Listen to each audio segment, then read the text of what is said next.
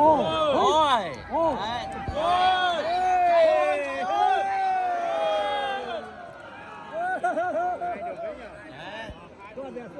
Còn lại nhất rồi. Còn một con nữa. Ô, chạy gì rồi. Bắt đi. Nhảy lên nữa chứ.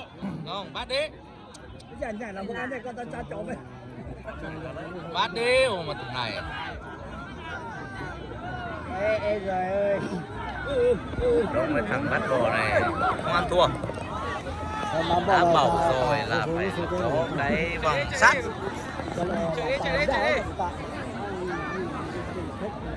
Thế là con 12 đánh là bây giờ con 12 con đánh là bớt.